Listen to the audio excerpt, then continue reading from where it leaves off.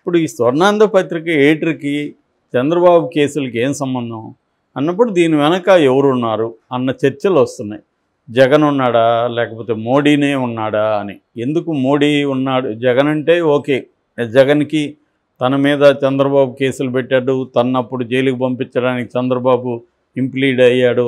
చంద్రబాబు నిజానికి ఏ సంబంధం లేదు, కానీ ఎందుకు అయ్యాడు, జగన్ని తొక్కేద్దాం అనేది చంద్రబాబు ప్లాన్ కాబట్టి అయ్యాడు. ఈవెన్ జైల్లో కొంత సౌకర్యాలు కావాలంటే కూడా దాన్ని ఆపడానికి కూడా మళ్ళీ కోర్టుకు వెళ్ళారు తెలుగుదేశం.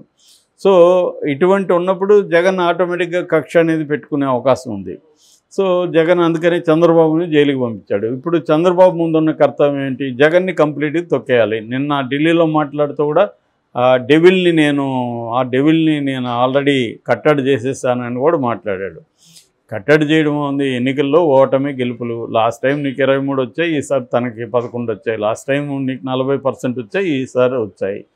సో మళ్ళీ రాడనే గ్యారంటీ లేదు కదా, ఎవడిస్తాడు, ఎవరిక్కడ పర్మనెంట్గా ఉండేదేం లేదు. కానీ అతను అలాగా అంత కోపం ఉంది ఇప్పటికీ జగన్ మీద, డెవిల్ అనే స్థాయిలో కోపం ఉంది. మరి చంద్రబాబు ఖచ్చితంగా జగన్ని తొక్కేయడానికి ట్రై చేస్తాడు కదా.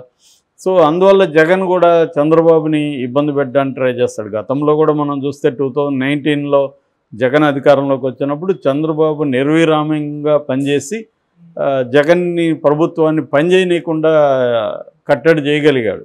దాదాపు 300 పైన పిల్స్ వేయించి ప్రతి అంశంలో విధాన నిర్ణయం కావచ్చు, ఇంకోటి కావచ్చు, ప్రతి అంశంలో న్యాయ వ్యవస్థను ఇన్ఫ్లుయెన్స్ చేసి జగన్ని పనిచేయనీయలేదు. సో ఇప్పుడు జగన్ కూడా అదే పని చేయబోతున్నట్టుగా మనకు అర్థమవుతుంది కోర్టుల ద్వారా. కాకపోతే నేను చాలాసార్లు చెప్తున్నట్టు జగన్ బలం వేరు, చంద్రబాబు బలం. చంద్రబాబు ఆకాశంలో ఉంటే జగన్ బలం నేల మీద ఉంటుంది. ఎందుకంటే జగన్ చంద్రబాబుతో ఈక్వల్ కాలేడు ఈ విషయాల్లో. ఆ వ్యవస్థల్ని ఆయన ఎప్పటి నుంచో సుదీర్ఘంగా అభివృద్ధి చేసుకుంటూ వచ్చిన వ్యవహారం, మీడియా కానీ, తన కులానికి సంబంధించిన బలం కానీ, వ్యవస్థల్లో పట్టు కానీ, పార్టీ స్ట్రక్చర్ కానీ, ఈ 4 అంశాల్లో జగన్ బలహీనం. కాబట్టి అట్లని బలహీనుడైనవాడు నువ్వు బలవంతుడు కొడతా ఉంటే దెబ్బలు తింటూ ఉండడు కదా. వీడు కూడా అదమర్చి ఉన్నప్పుడు ఒక దెబ్బేస్తారు. దాన్ని గెరిల్లా వార్ఫేర్ అంటారు వరల్డ్లో. గెరిల్లా వార్ఫేర్ అనేది ఏంటంటే బలవంతుడైన వాడితో బలహీనుడైన వాడు పోరాడే పద్ధతిని గెరిల్లా వార్ఫేర్ అంటారు. ఇక్కడ మావోయిస్టులు చేసేది కానీ, అనేక దేశాల్లో జరిగే పోరాటాలు కానీ గెరిల్లా వార్ఫేర్ జరుగుతుంటుంది. సో కాబట్టి గెరిల్లా వార్ఫేర్ కూడా చాలాసార్లు సక్సెస్ అయిన సందర్భాలు ఉన్నాయి, లేవని చెప్పలేము. ఇప్పుడు మనకు అప్పట్లో శివాజీ చేసింది, రాణా ప్రతాప్ వీళ్ళు చేసింది కూడా ఒక రకమైన గెరిల్లా వార్ఫేర్.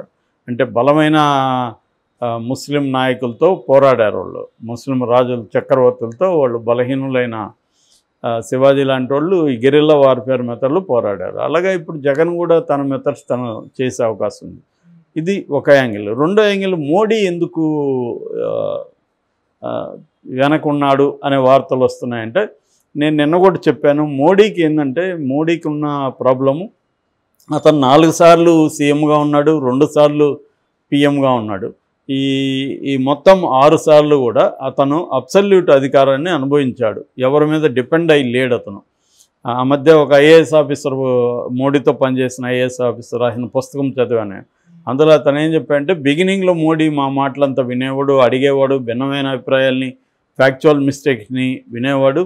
ఆ తర్వాత మోడీ వినడం మానేశాడు, మమ్మల్ని ఎవరిని మాట్లాడనివ్వట్లేదు, సో తను చెప్పిందే మేము ఫాలో కావాలన్న పద్ధతిలోకి వెళ్ళిపోయాడు అనేది రాశాడు. సో అలా ఆ స్థాయిలో ఇంకా కొంతమంది అసలు తను ఎప్పుడు ఫైల్స్ పర్ఫెక్ట్గా చూడడు, చదవడు. ఆ ఫైల్ తెచ్చిన అతన్ని 2 నిమిషాల్లో ఆ ఫైల్ ఏముందో చెప్పమంటాడు, చెప్పి సంతకాలు చేసేసి పంపించేస్తాడు. ఫైల్స్ని కూడా చూడడం అనేది ఆకార్ పటేల్ లాంటి వాళ్ళు డీటెయిల్గానే పుస్తకాలు రాశారు. సో ఆ స్థాయిలో అంటే బీజేపీలో కూడా తనకి సుప్రీము, తనకి ఎదురు ఎవరు లేదు. అదే నిన్న కూడా చెప్పాను, నల్లీ సెకండస్ అంటారు. నల్లీ సెకండస్ లీడర్ అతను. నల్లీ సెకండస్ అంటే సెకండ్ టు నన్, ఎవరికి అతను సెకండ్ కాదు, ఎవరు సెకండ్ కూడా లేరు. సో ఈ కాంటెక్స్లో ఆర్ఎస్ఎస్ కూడా అతని కంట్రోల్లో వచ్చేసింది ఆల్మోస్ట్. అందుకని మోహన్ భగత్ కూడా ఇప్పుడు వీక్ అయినాక మాట్లాడుతున్నాడు. 10 ఏళ్ళు మోడీని ఎక్కడ ఆయన విమర్శించలే, ఇప్పుడు వీక్ అయినాక మోడీకి బుద్ధులు చెప్తున్నాడు భగవత్ కూడా. సో ఈ కాంటెక్స్లో ఇప్పుడు మోడీ ఫస్ట్ టైము ఆయన కళ్యాణ్ బెనర్జీ చెప్పినట్టుగా పార్లమెంట్లో క్లచెస్ మీద నడవాల్సిన పరిస్థితి, ఇద్దరు ఊతకర్రల మీద నడవాల్సిన పరిస్థితి. అంటే ఒక అవిటితనం అనేది ఆయనకు వచ్చింది. సో ఈ అవిటితనాన్ని ఆయన భరించలేడు. అందుకని ఈ క్లచెస్ తన కంట్రోల్లో ఉండాలంటే ఏం చేయాలి? బటన్స్ ఎలక్ట్రానిక్ అనుకుంటే ఆ బటన్స్ తన కంట్రోల్లో ఉండాలి. అంతేగాని వాటి చెప్పినట్టుగా ఈయన నడవకూడదు, ఈయన చెప్పినట్టుగా అవి ఉండాలి అన్న పద్ధతిలో ఇప్పుడు ఏం ఆలోచిస్తాడు? నేచురల్గా ఆల్రెడీ 10 ఏళ్ళుగా వాళ్ళు బ్రహ్మాండంగా ప్రాక్టీస్ చేసిన మెథడ్ ఏంటంటే ప్రత్యర్థుల మీదే కాదు, నీ ఓన్ సభ్యుల మీద కానీ నీ ఓన్ పక్షాల మీద కూడా నువ్వు కేసులు పెట్టేసి కంట్రోల్లో పెట్టుకో. ఇప్పుడు జగన్ 10 ఏళ్ళుగా సపోర్ట్ చేశాడు మోడీని, కానీ జగన్ కేసుల్ని ముందుకు వెనక్కి వెళ్లకుండా ఎందుకు చూసుకున్నాడు మోడీ? అంటే జగన్ మీద కేసులు తేల్చేసి అతను నిర్దోష్ అంటే జగన్ తన మాట వినకపోవచ్చు.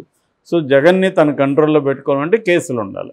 సో కేసులని కత్తులు మన తల మీద ఎలాడుతూ ఉంటాయి, మనకు భయంలో ఉంటాం ఎప్పుడు ఆ కత్తి దిగుతుంది మన మీదకని.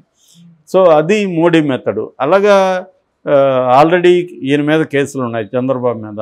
ఇప్పుడు సిబిఐ ఈడీ రంగంలో దిగే మొన్న పార్లమెంట్లో కళ్యాణ్ బెనర్జీ డిమాండ్ చేశాడు. అలాగే మాకు సంబంధం లేదని మోడీ అనొచ్చు రేపు పొద్దున. చట్టం తన పని తాను చేసుకుపోతుందని ఒక రొటీన్ డైలాగ్ అందరూ చెప్తుంటారు. ఎప్పుడు చట్టం తన పని తాను చేయదు, చట్టాన్ని వీళ్ళే చేయిస్తారు, కానీ చట్టం తన పని తను చేసుకుపోతుంది. చట్టము చెయ్యి చాలా పెద్దది, బహుత్ లంబా హై అని సినిమాలో డైలాగులు ఉంటాయి హిందీ సినిమాలు, అలాగే బహుత్ లంబా అని ఇలాగ మాట్లాడుతుంటారు. కాబట్టి క్లియర్గా చంద్రబాబుని రేపొద్దున సిబిఐ